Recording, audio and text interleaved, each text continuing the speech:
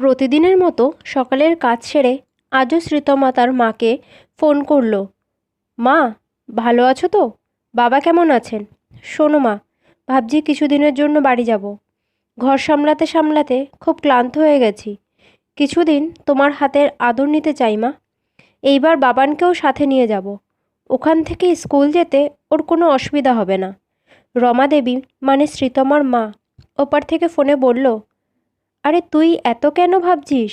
তোর যখন মন চাইবে তখন আসবি। এটা তো তোরই নিজের বাড়ি। ঠিক আছে মা, কালই আসবো। শুনে রমাদেবী বললেন, আচ্ছা, এখন আমি ফোনটা রাখছি বুঝলি। একটু মন্দিরে পুজো দিয়ে আসি। মন্দিরে যাওয়ার আগে রমাদেবী তার বৌমা প্রমীলাকে বলে গেলেন, শোনো, কাল তোমার ননদ আসছে। ওর ঘরটা ভালো করে পরিষ্কার করে রেখো। আর হ্যাঁ, বাবু বাড়ি আসলে ওকে বলো বাজার থেকে জ্যান্ত মাছ আর দেশি মুরগি নিয়ে আসতে। মেয়েটা আমার বড্ড খেতে ভালোবাসে। তুমি কিন্তু কাল তাড়াতাড়ি রান্না সেরে নিও, আবার বেলা 12টা বাজিয়ে দিও না।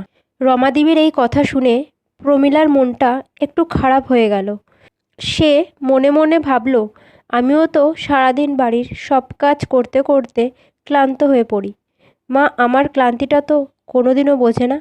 আমাকে তো কোনোদিনও বলে না, বৌমা, আজ তোমার ছুটি, আজ আমি বাড়ি সামলাবো।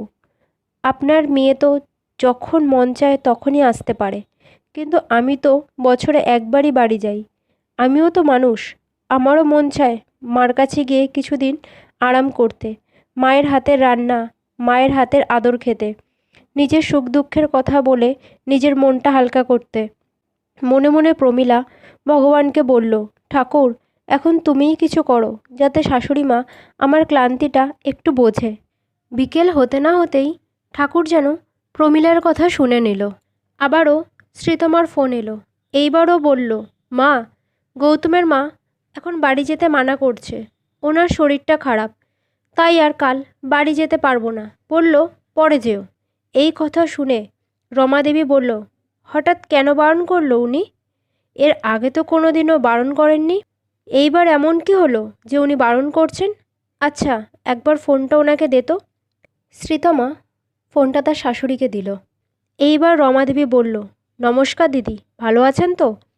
আসলে শ্রীতমা কাল কিছুদিনের জন্য বাড়ি আসতে চায়, যদি আপনি পাঠিয়ে দেন। ওপার থেকে উত্তর এলো, দেখুন, আপনার মেয়ে বাড়ি যাবে এই ব্যাপারে আমরা কোনোদিনও ওকে বারণ করিনি, আমাদের কোনো অসুবিধাও নেই। কিন্তু কিছুদিন আগে আমি এক আত্মীয়ের বাড়ি গিয়েছিলাম। সেখানে আপনার বৌমার মায়ের সাথে দেখা হয়েছিল। কথায় কথায় জানতে পারলাম প্রমীলা মানে আপনার বৌমা বছরে একবারই তার নিজের বাড়ি যেতে পারে, তাও খুব কম দিনের জন্য। আমার মনে হয় আগে আপনার প্রমীলাকে তার মায়ের কাছে পাঠানো উচিত। ও ফিরে আসলে তখন না হয় আমি শ্রীতমাকে আপনার বাড়ি পাঠিয়ে দেব। দেখুন রমাদেবী, আপনারও তো নিজের বউকে নিজের মেয়ের মতোই দেখা উচিত। ওরও তো নিজের বাড়ি যেতে ইচ্ছা করে। শ্রীতমা যাবে বলে আপনি প্রমীলাকে নিজের বাড়ি যেতে দেন না।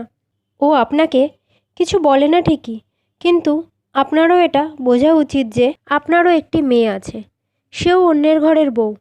আজ আমরা যদি এমন করতাম তাহলে কি আপনাদের ভালো লাগতো? রমাদেবী নিজের ভুলটা বুঝতে পারল আর ফোনে বলল, আমি বুঝতে পেরেছি দিদি। ফোন রাখার পর রমাদেবী প্রমীলাকে ডেকে বলল, বৌমা, একবার এদিকে আসো তো। প্রমীলা সাথে সাথে রান্নাঘর থেকে বেরিয়ে এসে বলল, হ্যাঁ মা, বলুন। বলছি, শোনো বৌমা, শ্রীতমা তো আসছে আমাদের বাড়িতে, তুমিও না হয় কিছুদিনের জন্য তোমার মায়ের কাছ থেকে ঘুরে এসো। শাশুড়ির এই কথা শুনে প্রমীলা তো অবাক হয়ে গেল। এ কি শুনছে সে? শাশুড়ি মা আমায় নিজে বাড়ি যেতে বলছে? সে তক্ষুনি তার মাকে ফোন করে বলল, মা, আমি কাল বাড়ি আসছি। রাতে বিক্রম বাড়ি ফিরলে প্রমীলা তাকে সব কথা বলল। শুনে বিক্রমও খুবই খুশি হলো। পরের দিন প্রমীলা একটু তাড়াতাড়ি ঘুম থেকে উঠে পড়ল আর বাড়ির সব কাজ সেরে নিজেও রেডি হয়ে গেল বাড়ি যাবার জন্য।